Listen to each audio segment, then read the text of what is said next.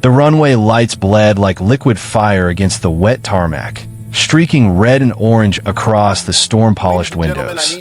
Passengers hunched into jackets as the wind shoved against the terminal glass, rattling it like a warning. And there, standing still in the middle of all that impatient motion, was Marcus Reed, tall, composed, dressed in a charcoal suit that fit him like purpose. He clutched a boarding pass in one hand and his daughter's drawing in the other, a stick-figure airplane and a heart bigger than the wings. Tonight was supposed to be simple. A flight home, a promise kept, a girl waiting with hot chocolate and stories. Before the story goes further, where are you listening from tonight? It always amazes me how a single memory, a stranger's moment, can stretch across thousands of miles. Share your city or country, and let's see how wide one story about dignity and courage can travel. Marcus stepped forward when Group 1 was called, shoulders relaxed, voice ready with his habitual evening, when the gate agent glanced at his ticket, then stalled. Her eyes flicked up, down, then sideways, panic twitching beneath her professional smile. Sir, could you wait a moment? She said, already waving over his supervisor. Marcus blinked. Is something wrong? The supervisor arrived, expression stiff. We're overbooked. We'll need you to step aside. Marcus frowned, holding out his pass. I have a confirmed seat. Purchased weeks ago. First class. A beat. Another. The terminal noises faded until they felt like a distant tide. The supervisor didn't check the computer. Didn't apologize, just stared, jaw firmed in a way Marcus had seen before. Boardrooms, taxis, restaurants. That look that said, you don't belong, even if the paper in your hand says you do. Passengers murmured. A couple exchanged glances. Someone pulled out a phone. Marcus inhaled slowly. I'm flying home to my daughter. I'd appreciate you honoring the ticket I paid for. The agent's voice sharpened, or maybe she simply stopped trying to dull it. Security will escort you if necessary. A hush swept through the gate area, the kind that comes when strangers witness something unjust but aren't sure how to step forward. The first decision was tiny, a whisper disguised as a movement. The woman standing behind Marcus touched his arm gently. He was clearly checked in. Let him board. She didn't shout, didn't rage, just offered her voice, soft, ordinary courage. And if you were standing there, feet planted on that airport carpet, watching this unfold, what would you have done? Be honest with yourself and drop your thoughts in the comments. And if your voice would have cracked like hers, hit like, not for me, but for the stranger who spoke up when silence was easier. Security arrived, two men in uniform, boots thudding against the carpet. Marcus could feel dozens of eyes turn toward him, and an old familiar heat crawled up his spine. Memories of moments growing up when explaining himself felt like pushing against stone. Sir, one guard said, you need to come with us. Marcus stayed still. I'm not causing trouble. I simply want to sit in the seat I purchased. But hands gripped his arms anyway. Not violently, but firmly enough to say the conversation was over. His boarding pass slipped and skated across the floor like a paper feather. The drawing, his daughter's picture, trembled in his fingers.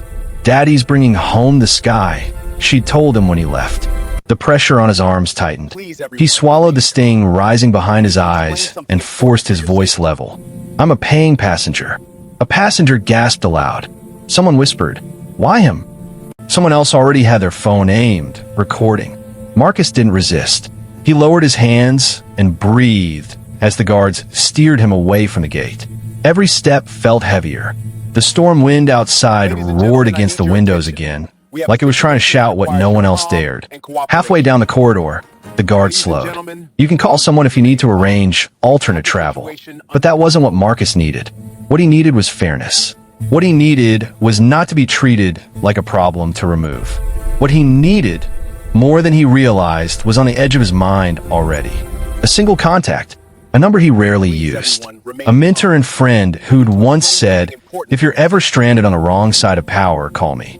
He pulled out his phone with shaking fingers and scrolled. A name glowed back at him.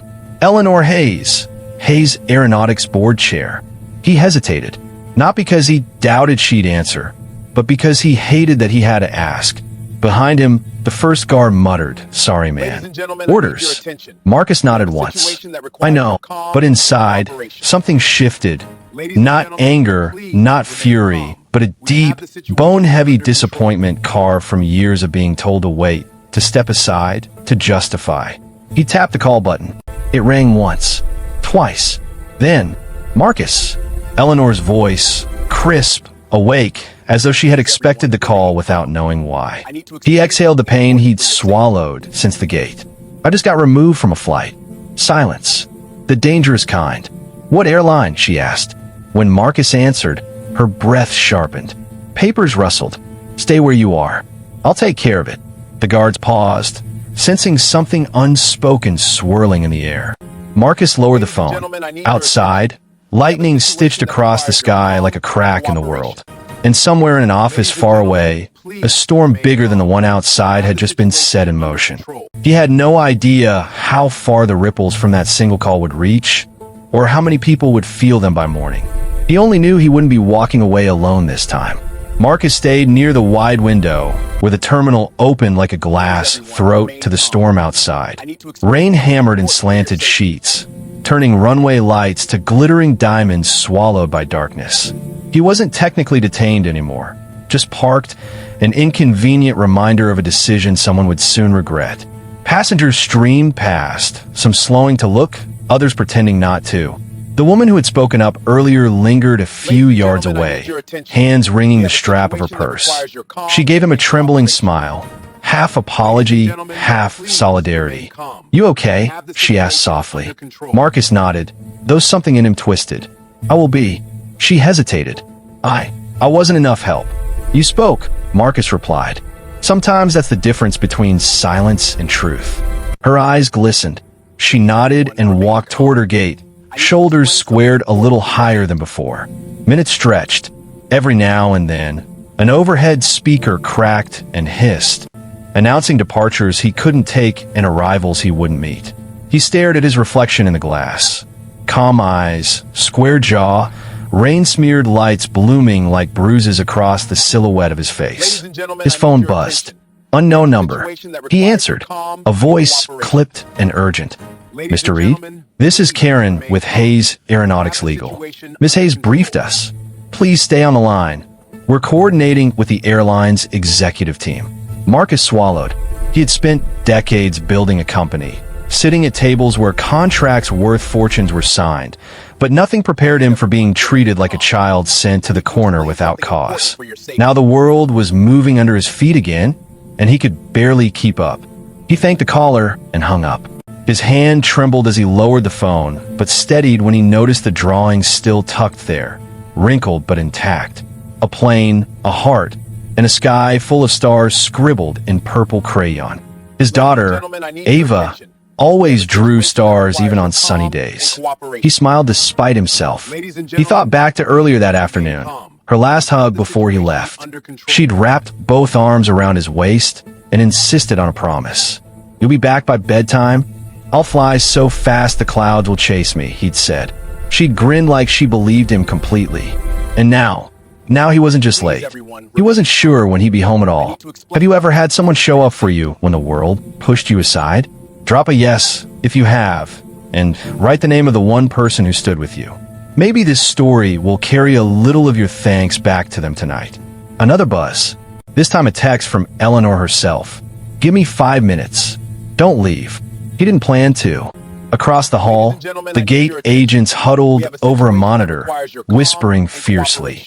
Security officers shifted uneasily, glancing in his direction as if waiting for orders that hadn't arrived. Something overhead changed. Not heard, but felt like the static crackle before lightning splits the sky.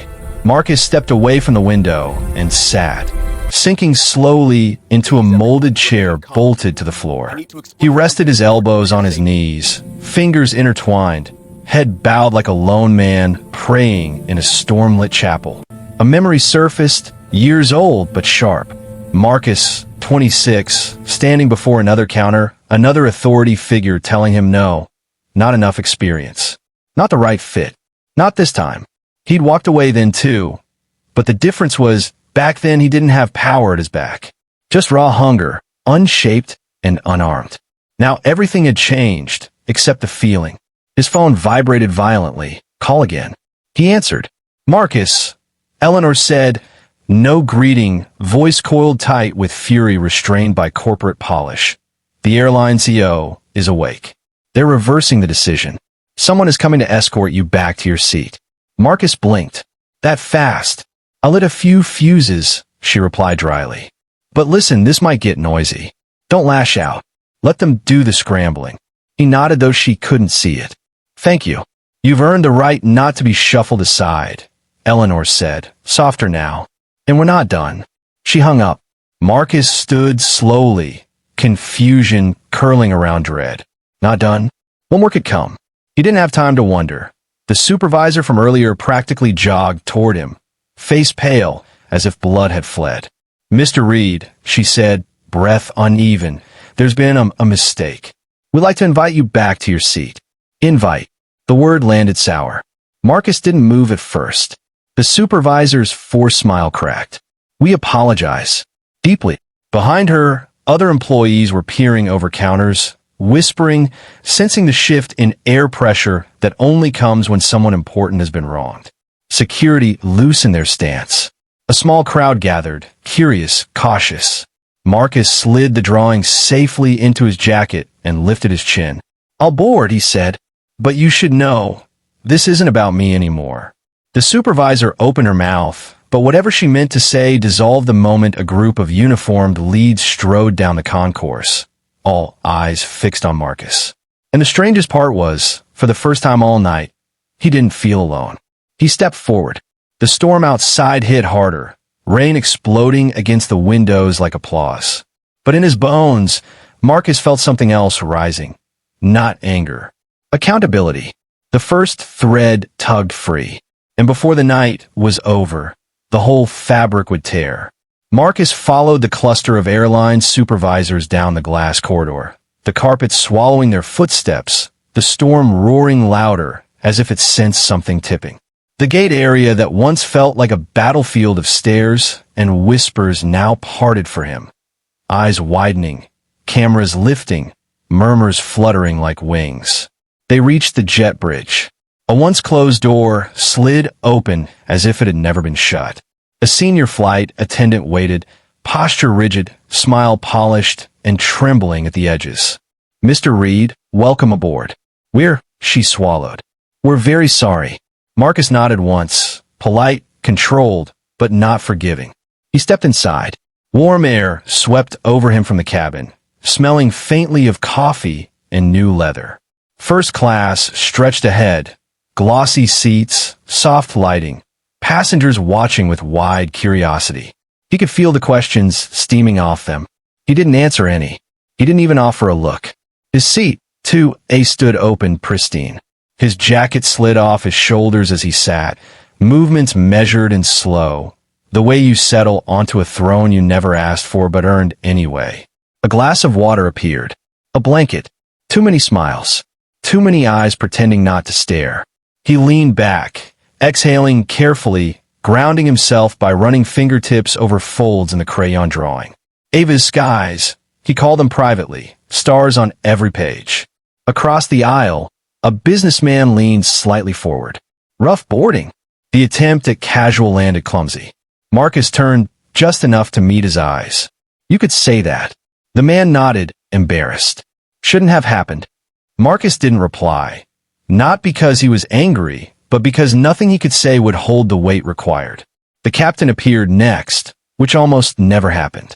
Tall, composed, eyebrows pulled together like he was bracing for turbulence he couldn't fly around. Mr. Reed, he said quietly, I want to personally apologize. What occurred at the gate was unacceptable. Marcus forced a breath through the ache still sitting in his ribs. Thank you. Then, after a beat, I just want to go home to my daughter.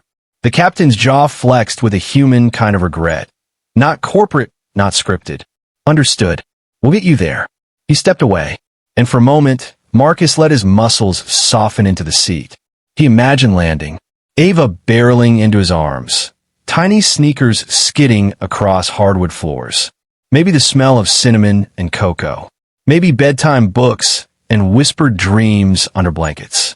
But reality snapped back when a quiet ping from his phone lit the screen. Breaking internal alert. Your situation escalated to media risk review. Forwarded anonymously. Someone inside the airline's system already leaking. Marcus's chest tightened. This wasn't merely an apology anymore. It was a floodgate opening. Passengers continued boarding. Bags thudded overhead. The hum of settling bodies filled the cabin. But every sound felt layered now, like the world had decided to lean closer. He closed his eyes for a moment, not to sleep, but to steady. And as he rested there, scenes spiraled behind his eyelids. Memories not just of tonight, but of every silent moment when he swallowed pain instead of speaking it. Middle school hallways. Corporate elevators. Questioning stares from investors who shook his hand while checking his worth through a lens that had nothing to do with merit. Tonight wasn't isolated. It was inherited. The plane door thunked shut. Lights dimmed to twilight gold. Marcus breathed, and somewhere between inhale and exhale, a truth settled heavy and bright. Something had to change. Now it's your chance. What's one small good thing you did this week? Maybe you helped a stranger. Maybe you forgave someone. Maybe you smiled at a person who needed it more than you knew. Share it below. Your story might be the spark someone scrolling in the dark needs tonight. The flight taxi began. Slow, steady, wheels groaning against rain-slick concrete. Marcus stared out the oval window, watching rivulets race each other like silver threads. Cabin lights flickered through shades of amber and moonlit blue. His phone buzzed again, 3 messages back-to-back. Investor group requesting statement. Public affairs preparing response. Board emergency call scheduled at dawn. His pulse stumbled. He hadn't asked for a war. He wanted bedtime stories. He wanted normal. But airspace doesn't care what you want once wheels leave the ground. And by the time they lifted off, that long, rolling thrill of metal and sky, Marcus sensed his life pivoting away from the familiar. The plane sliced into the clouds. Dark swallowed everything. Nothing but rain smudges and faint wing lights held the horizon together.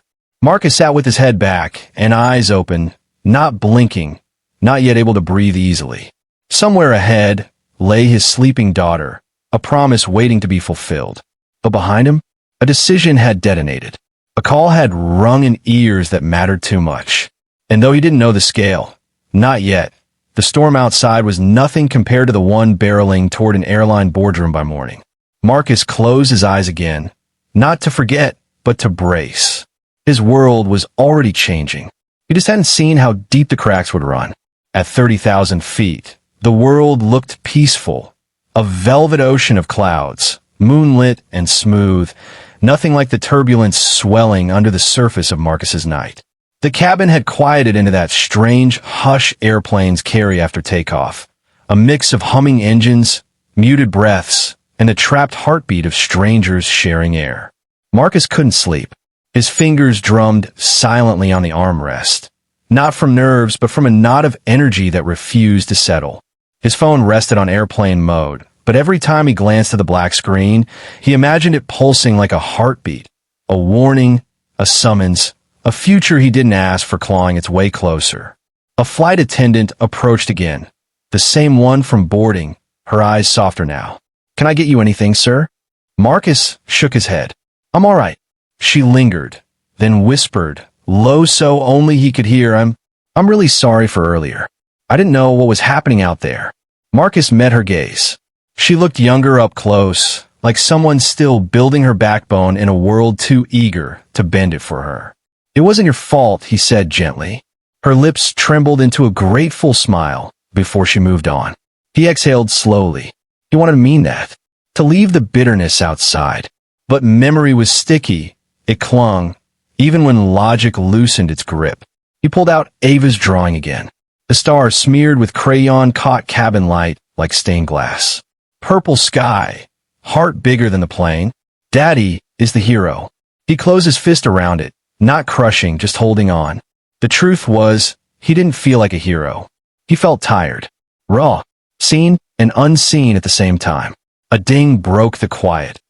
A mechanical chime cueing the shifting of bodies, seatbelts, small murmurs from passengers waking. Marcus glanced down the aisle and caught sight of a teenager in the last row of first class. Curly hair escaping her hoodie, tears streaking quietly down her face. Her mother stroked her arm, whispering something soothing. He didn't know their story, but it reminded him how every person here carried something invisible: weight, wounds, wishes. He stared forward, thinking. He started a puzzle company from nothing. Scraped together loans. Lost sleep, lost friends, nearly lost hope 10 times over. Became CEO, not because someone handed it to him, but because he bled his way up. Pitched to people who didn't pronounce his name right. Smiled through slammed doors. Swallowed insult after insult because his dreams deserved oxygen. And tonight, one gate agent, one snap judgment could have dismantled that dignity again. Except he didn't swallow it this time. The engines muted slightly, leveling off into cruising altitude. Marcus forced his shoulders down and let his head tip back against the seat. Tension slowly melted, layer by layer, leaving something deeper behind.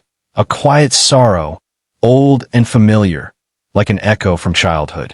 He hadn't told Ava everything he carried in his heart, but kids have their own radar for truth. She once asked, out of nowhere, "Daddy, why do some people look at you like you're not supposed to be somewhere?" He froze, remembering it, how he hesitated too long before answering. He had said, "Because they don't see clearly yet." But tonight, the blurry vision wasn't just strangers, it belonged to an institution. A soft light blinked near the galley, and 2 attendants disappeared behind the curtain, whispering in rushed tones. Their voices were muffled, but Marcus could hear urgency, stress, his name, the word legal, whispers of what was happening on the ground. The airline wasn't just making amends. They were trying to contain an explosion. He rubbed his forehead with the base of his palm. He wanted none of it. The spotlight, the corporate panic, the sudden fragile respect. He just wanted to go home. The captain emerged from the flight deck again. Rare, twice in one flight, rarer still. He stopped beside Marcus, bending close enough to keep the conversation private. "I don't know what happened exactly," the captain murmured, "but someone powerful is calling the shots down there. We were just instructed to ensure your comfort and your satisfaction." Marcus almost laughed, not because it was funny, but because absurdity sometimes felt like relief. "I don't need comfort," he said quietly. "I just needed fair." The captain nodded. His voice dipped lower. "For what it's worth, I've seen this happen before. Not always this blatant, not always this fast, but this industry has shadows. Tonight, someone forced a light on." Marcus let that settle in the space between them, heavier than any turbulence. The captain straightened. His eyes carried something fierce, like a man who'd spent too long watching wrong things happen from a cockpit 40 feet above the hatch. "You deserved better the first time," he said. Then he vanished behind the curtain again. If that moment twisted something in your chest, leave a red heart. Sometimes one little symbol speaks louder than commentary or outrage ever can. Rain streaked along the window outside, but dawn had begun teasing the horizon, washing it in a pale, early blue glow. The dark was thinning. The storm was losing its grip. And yet, as Marcus stared into that softening sky, he sensed something darker unfurling below. Long before landing, the airline had made calls of their own. Media was waking. Boards were stirring. Investors, the same who had once doubted his worth, would soon be calling him for answers. His humiliation had been public in a gate terminal. Their consequences might be broadcast at daylight. Marcus folded the drawing, tucked it into his jacket, and closed his eyes, not to escape, but to brace for impact. This story was no longer just his. And by morning, the whole world would know why. The plane descended through a thick layer of sunrise-tinted clouds, the sky painted gold and lavender, a palette too soft for the storm gathering beneath. As wheels touched down, gentle, controlled, deceptively calm, Marcus braced himself without knowing for what. He had never landed into a world more different from the one he'd taken off from. The aircraft rolled to the gate, slowed, paused, and didn't move again. Minutes slipped by. Passengers shifted, Uneasy murmurs rustling like dry leaves. Someone finally said what everyone sensed. "Why are we moving?" Marcus's phone flickered the moment airplane mode lifted, vibrations piling over each other, a swarm of unread messages. 24 texts, 12 missed calls, 17 email notifications, 3 voicemails. He stared, stunned. Overnight earthquakes don't usually happen quietly, but here he was still buckled in, while something irreversible unfolded beyond the cabin walls. Screens lit across first class, passengers checking their phones too. Then came the whispers, sharp with recognition. "Oh my God, this is him. The CEO they dragged off. Look, live coverage. Is that really him right here?" Marcus tried to ignore them, but the words sliced anyway. He opened one message from his COO, Jen. "The video is everywhere. Millions of views in 3 hours. Call us ASAP." His stomach dropped. He hadn't seen the video. He didn't need to. He knew exactly what the world was watching now. A man who followed the rules. A ticket in his hand. Security gripping his arms. And the quiet dignity of someone who'd faced that moment too many times to fight it physically. A flight attendant stood frozen near his seat, holding a tray she forgot to put down. "Sir, do you need?" Marcus lifted a hand gently. "No, but thank you." The captain's voice crackled over the speakers, carefully measured. "Ladies and gentlemen, please remain seated. There's a delay due to, ground coordination. We'll begin deplaning shortly." He didn't say what everyone now suspected. The airline wasn't ready for Marcus Reed to walk off that plane. A few rows back, someone gasped loud enough to pull heads. "Look at this headline." Screens angled. Voices overlapped. "Airline under fire after removing prominent black executive from first-class seat. Civil rights groups react overnight. Stock futures down, pre-market shock. Board called into emergency meeting." Marcus's breath hitched. This wasn't containment. It was combustion. His phone rang. Eleanor again. He answered softly. "I just landed." She didn't waste time. "Good. Listen carefully. Do not make any statements. Do not talk to reporters. There are dozens outside the terminal already." Marcus rubbed his temple. This escalated fast. "No," she corrected gently. Calm wrapped around steel. It didn't. It revealed fast. He swallowed. She was right. The spark was small. The tinder was decades old. Eleanor continued. "And Marcus, the airline CEO, wants to meet today. Behind closed doors." Marcus let the words rest in his chest, heavy but oddly grounding. Then she said the thing that froze him. "We've confirmed pre-market numbers. The airline has already lost $52 billion in valuation." Marcus sat still. No blinking. No breath. Silence roared louder than engines. $52 billion. Because of video. Because of a wrongful moment. Because power finally tipped toward truth. And if that moment stings somewhere deep inside you, leave a red heart. Sometimes that tiny symbol says more than anger ever could. Seat belts clicked open despite the signal telling everyone to stay seated. People didn't care. They stared, half pity, half awe, some waiting for him to break, others waiting for him to stand taller than the storm. The captain appeared for a third time, this time kneeling beside him rather than hovering above him. "They want to escort you out through a private route," he said quietly. "There's press waiting. It'll be chaos." Marcus nodded, throat tight. "I understand." The captain hesitated, a beat too long for professionalism. "I hope, whatever happens next, that you find peace in it."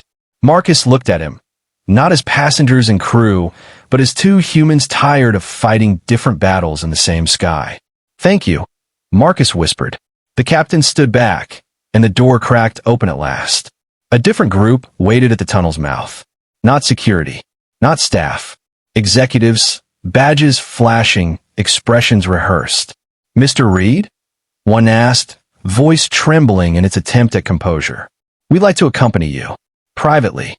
Marcus rose, not angrily, not triumphantly, but with the quiet authority of someone who knew dignity weighed more than apology.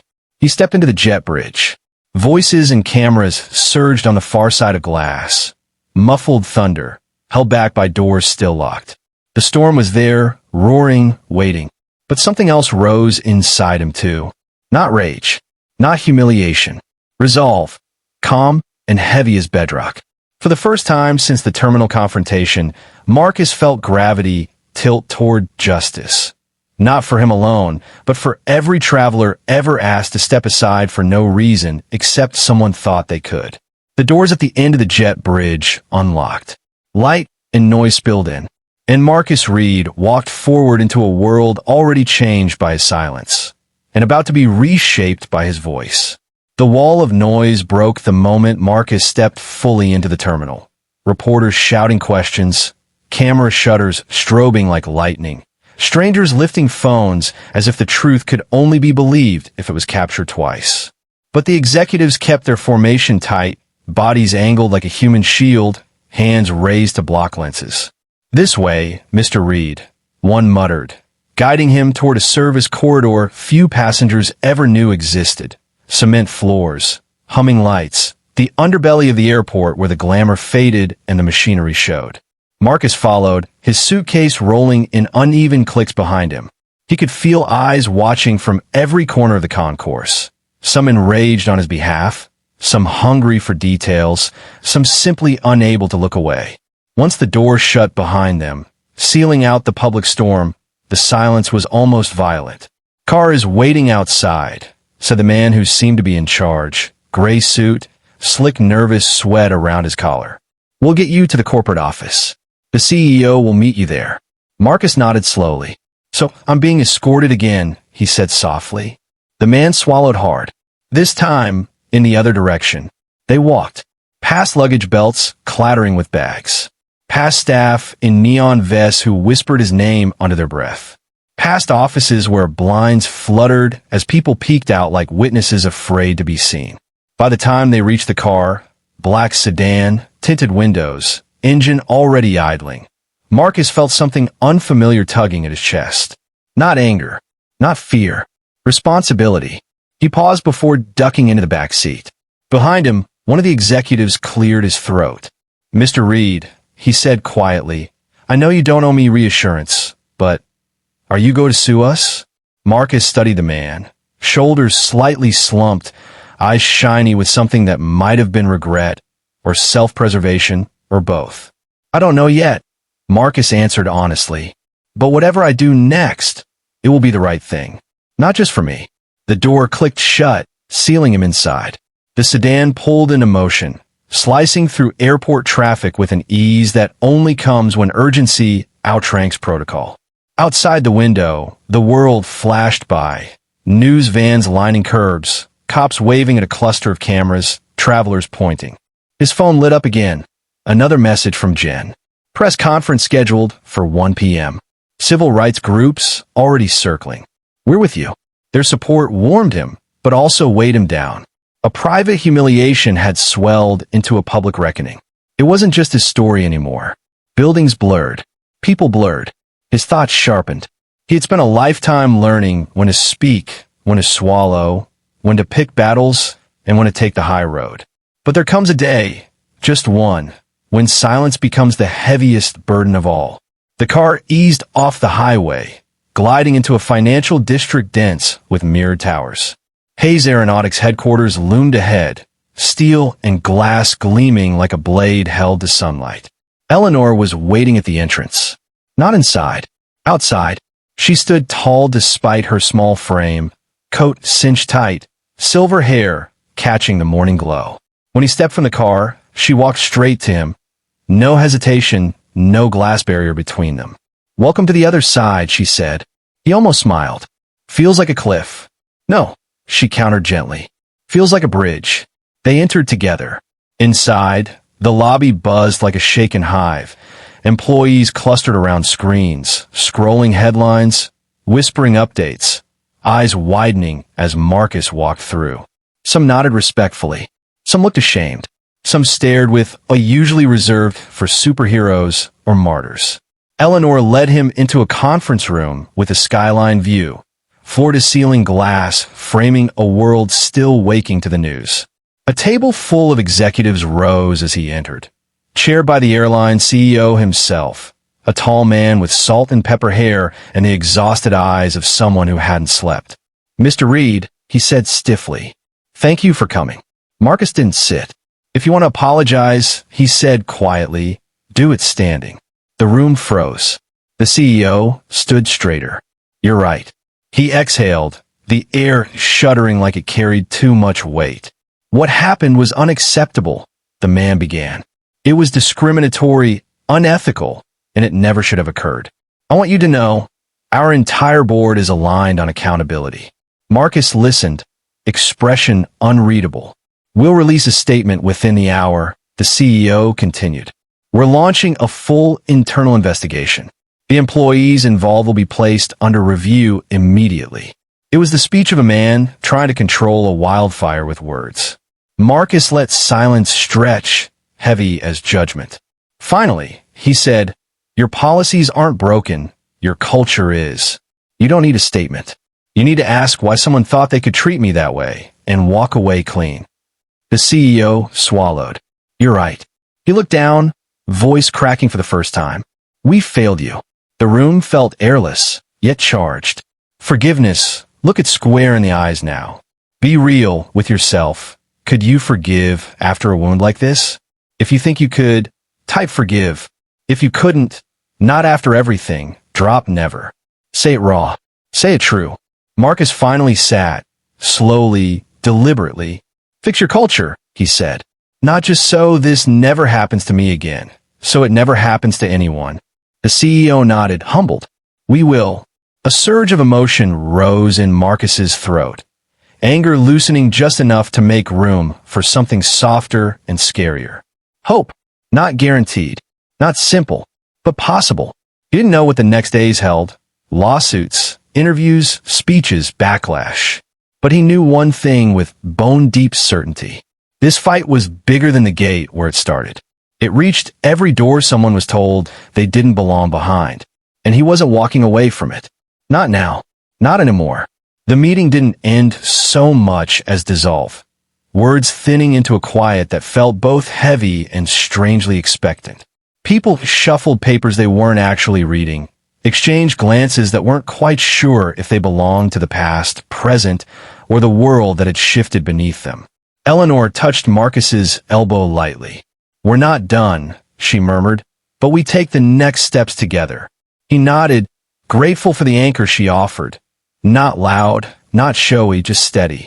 One by one, the executives filed out until only chairs and the echo of complicated emotions remained. Marcus stayed seated, staring out the window as the city below pulsed awake. Cars stitching through streets, people flowing on his sidewalks, unaware their morning now intersected with his. He pressed his palms against the cool tabletop.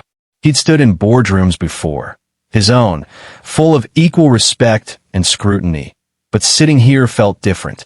He wasn't pitching. He wasn't proving. He wasn't asking for permission. This time, power had walked with him into the room. His phone buzzed again, another flood of notifications, but one message cut through. "Avery Reed, 6:27 a.m. Daddy, are you coming home today?" His heart twisted. Everything else in his world could wait. Stock prices, headlines, corporate groveling. But his daughter's need felt like gravity tugging him back to earth. He responded instantly. "Yes, sweetheart. I'm on my way." A pause, then another message. "Can I wear my pilot PJs again?" He smiled, soft, helpless, the kind of smile that loosens armor. Before he could breathe in that joy, a knock tapped lightly on the conference room door. Eleanor peeked in. "You ready to face the outside world?" she asked. "Define ready," he said dryly. She chuckled. "Fair." They walked back through the lobby together. The earlier buzzing whisper had grown into full-blown electricity. Employees clustered openly now, looking up from screens, streaming footage of him. Strangers frozen mid-step to take in the man at the center of the day's wildfire. He paused near the front doors. People didn't look away fast enough. Not because they meant harm, because history was walking in front of them. A young employee, barely in her 20s, stepped forward tentatively. "Sir." Her voice trembled. "Thank you for not staying quiet." Marcus blinked. He hadn't expected gratitude from a stranger. He nodded once, simple but sincere. We all deserve fairness. The girl's eyes shimmered. We do, she whispered. Outside, the sun had risen high. No storm clouds left, only bright, unapologetic daylight. A car door held open waited for him. Eleanor squeezed his arm gently. We'll keep you updated, she said. But right now, go home. Be a father. He didn't realize how deeply he needed someone to grant him that permission until she said it. The ride home was quieter than the earlier one. The city passed, but time didn't feel frantic anymore. He watched strangers cross streets, joggers shake off morning frost, parents shepherd sleepy kids to school. It grounded him, reminded him how small and giant a life can be at once. He thought of his mother, gone now, but her voice still crisp in his memory. When the world tells you to shrink, fill the room instead. He used to think she meant be louder, faster, bolder. Now he understood she meant exist anyway, with dignity. The car pulled onto a familiar street, tree-lined, quiet, sprinkled with colorful chalk drawings surviving last night's rain. Home. His house stood on the corner, 2 stories of brick and warmth. Nothing extravagant, but full of love that mattered deeper than square footage. The front door burst open before he even reached the steps. Ava ran toward him, small sneakers pounding pavement, hair flying behind her like streamers caught in wind. Daddy, she yelled. Marcus caught her mid-leap, lifting her high and spinning once, her laughter cutting through everything like sunlight cutting fog. I missed you, she breathed into his shoulder. I missed you more, he murmured. She pulled back, serious now. You made it back for bedtime. I knew you would. Marcus swallowed the lump rising in his throat. Always. They walked inside hand in hand, and for a moment, just a moment, the world outside didn't exist. Ava tugged him toward the living room. Mommy, show me the video of your plane, she chirped. You were brave. He froze, halfway to the couch. His wife, Maya, appeared from the kitchen doorway. Eyes tired, expression torn between pride and fear. We tried to shield her, she said softly. But it was everywhere. Marcus nodded, speechless. Ava slipped onto the sofa, grabbing her crayons. I'm making a new drawing, she declared confidently.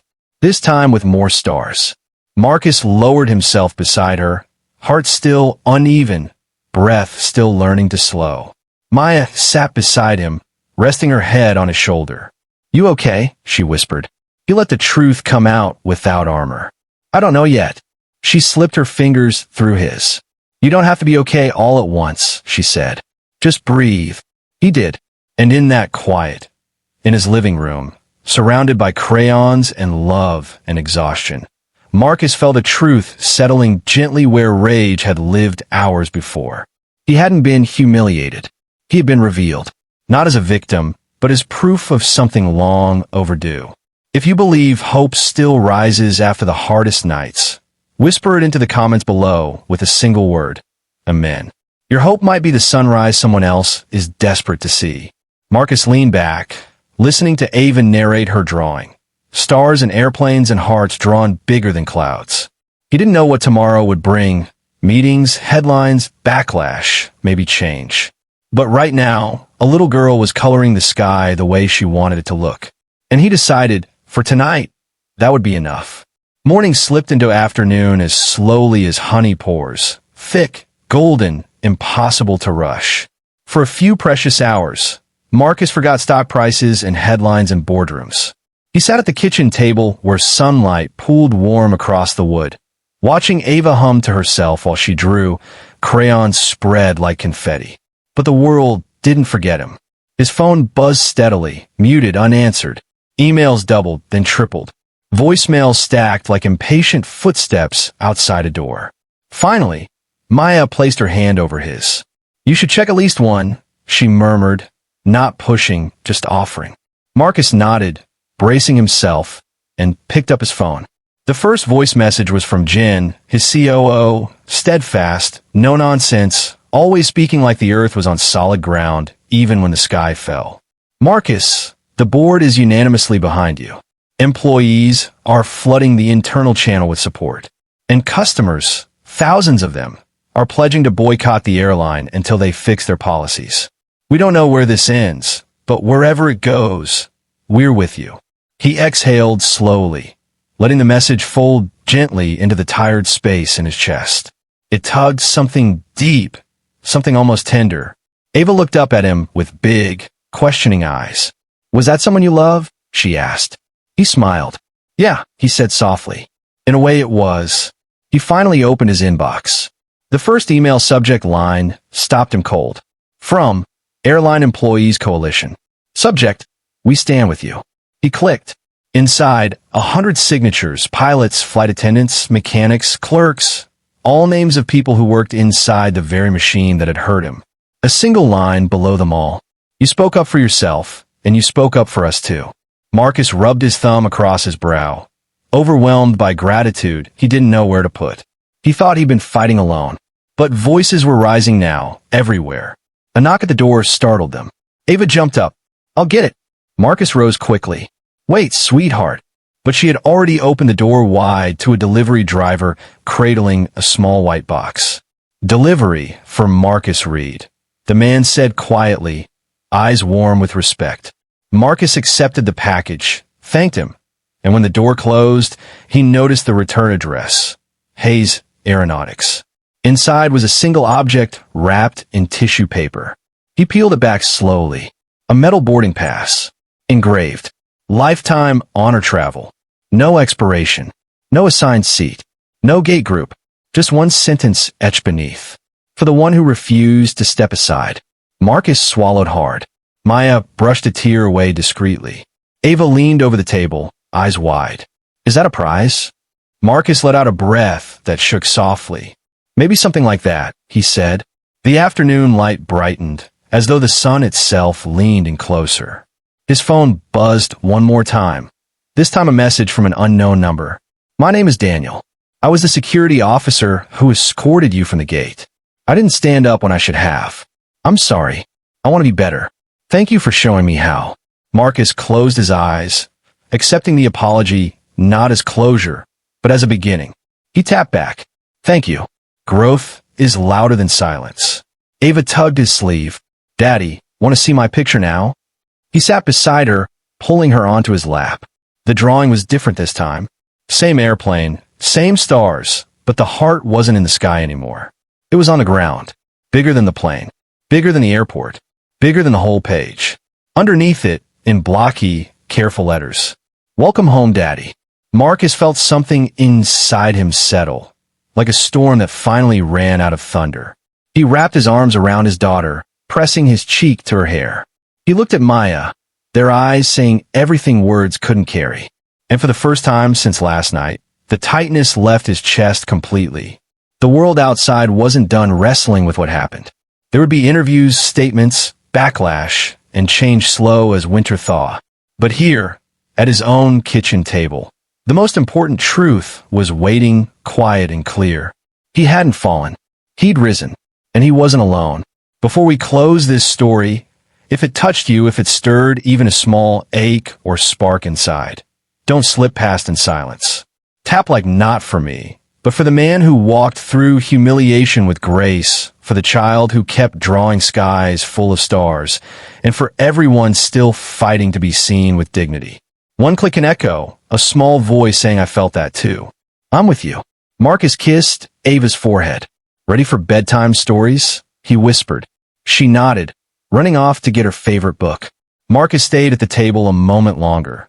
Watching the door she vanished through, listening to crayons clicking into their box. The world would demand pieces of him tomorrow. Tonight, he belonged wholly here, where his story started, where his heart stayed, where love waited. The flight was long. The storm was loud. But home was louder. The end.